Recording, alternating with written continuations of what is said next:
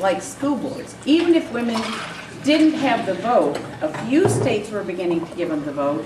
Some towns were giving them the vote for like school board, even if nothing else. And women were just beginning to run for public office.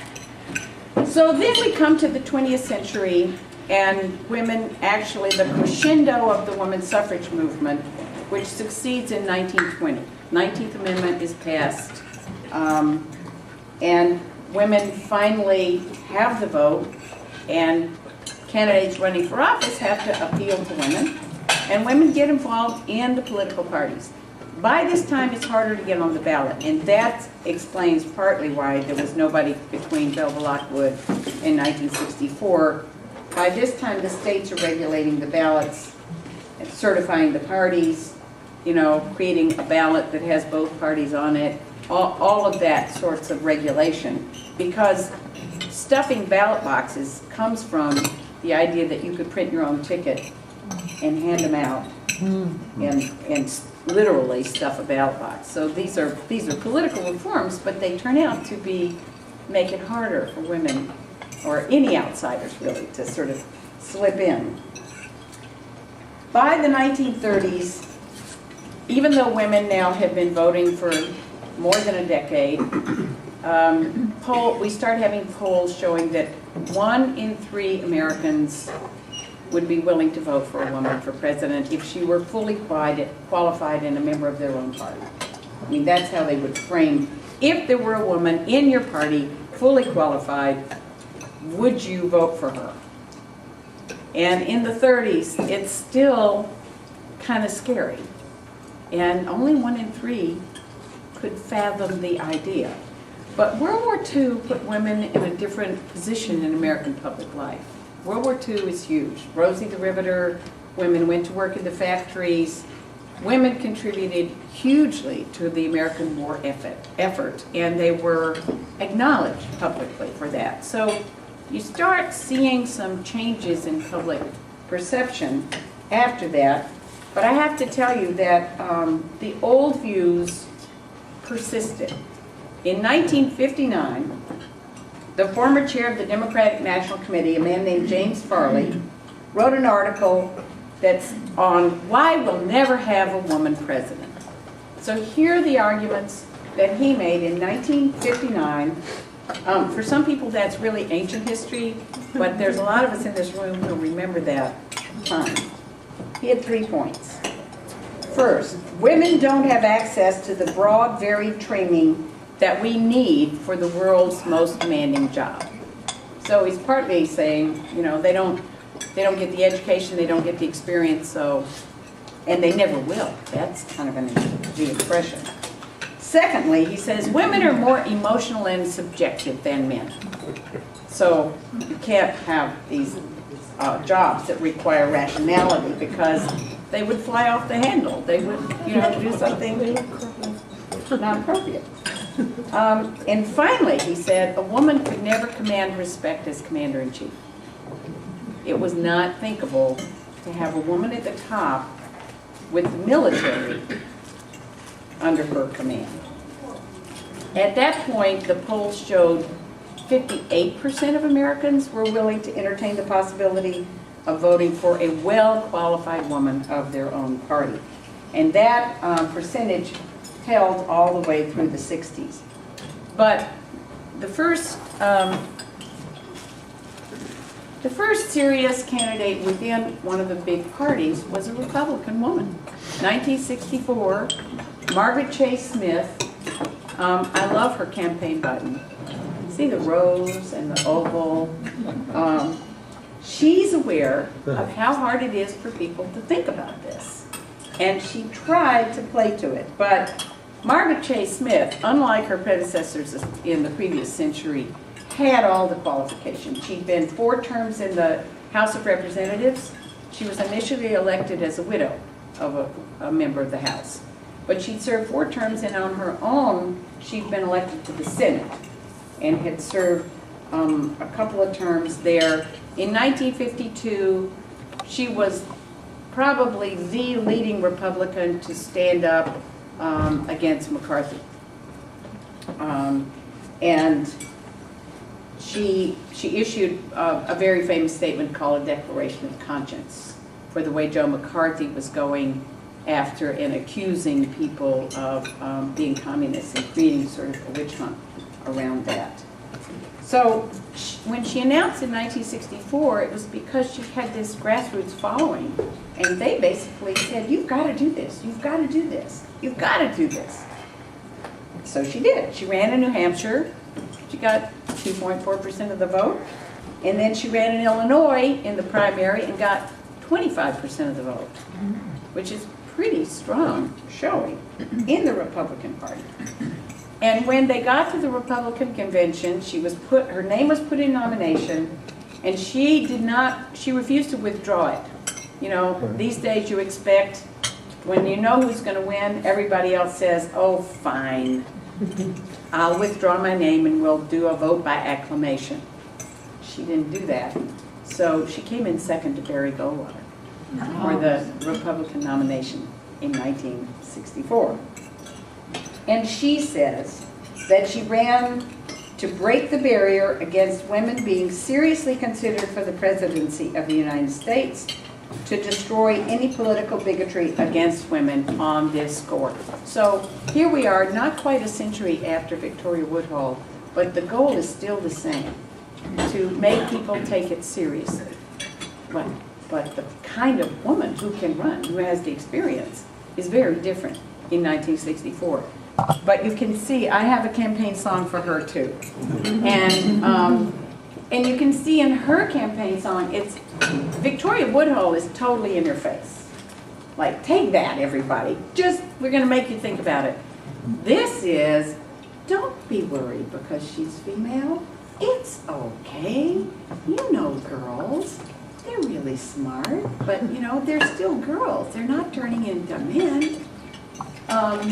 This has a kind of 40s sound to it to me.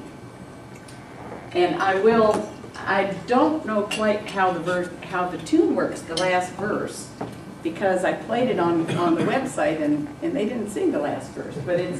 But listen to the gender implications, the sort of 1950s, early 60s gender ideas and the effort to overcome it. Like, you can think about this because she's really still a girl.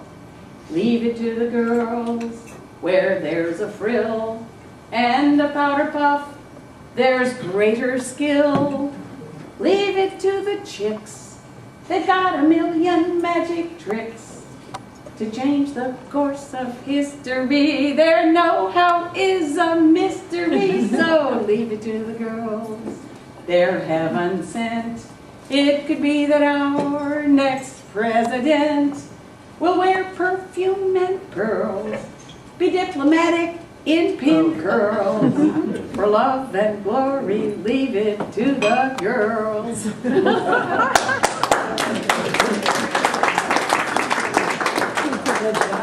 Thank you.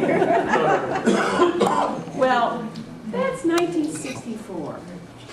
Think about it. 1968, the women's liberation movement explodes in American culture, along with many other things. 1968 was a very explosive year, but the new wave of feminism emerges between 1966 and 1970 as a massive movement of millions of women, all walks of life, some very radical, some basically working on making the laws more equal and making it possible for women to get credit in their own names or not be barred from graduate school study or medical school or whatever. And so between this and 1972 is this sea change going on in American culture. And in 1972, there were feminist caucuses. I mean, they call themselves feminists in both the Democratic and the Republican parties, 1972. Both parties had major planks about women's rights because suddenly politicians are worried about how to appeal to women. And the Gallup poll says over 70% would now vote for a woman for president. And the highest percentages there were among young women. And young people, men and women. So you get a bunch of women running in the Democratic primaries, like Patsy Mink, who was a senator from Hawaii. She was in the House. And she ran in Oregon mostly to focus on, raise the issue of the Vietnam War. But she was a member of the House of Representatives. And Bella Abzug, if you're around then, you remember Bella and her big hats. And Bella, Bella too was running briefly. She was a founder of the National Women's Political Caucus right about that, the year before that. And so in her case, it was another example of, like, I'm putting my name out there, but she was in the House of Representatives. And the most serious candidate in 1972 was Shirley Chisholm, a black woman, who actually made a very serious run. She was the first African-American woman elected to Congress. She'd been elected in 1968. She was also one of the founders of the National Women's Political Caucus. And she ran in 14 primaries, and over 400,000 people cast votes for her. She was actually quite a serious candidate.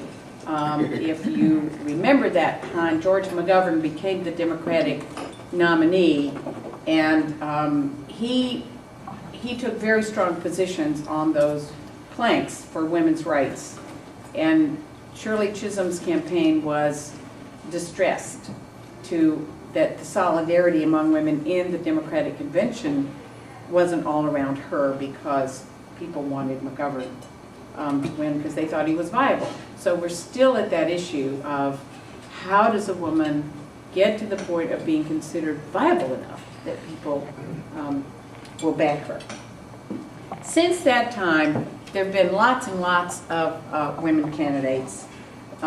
Major parties, minor parties, lots of single-issue candidates lifting up one issue or another.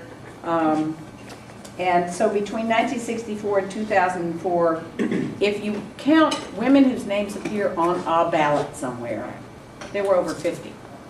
And they just, start popping up here and there, laying the groundwork for the nomination of Geraldine Ferraro in 1984 as a vice presidential nominee with Walter Mondale. At that point, I do think in 1984 the unthinkable became thinkable.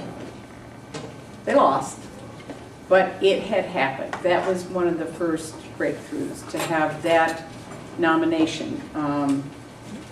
And so after that, you start having more and more serious women candidates doing exploratory campaigns to see if they could mount a serious run. And what turns out to be the glass ceiling at that point for women is money.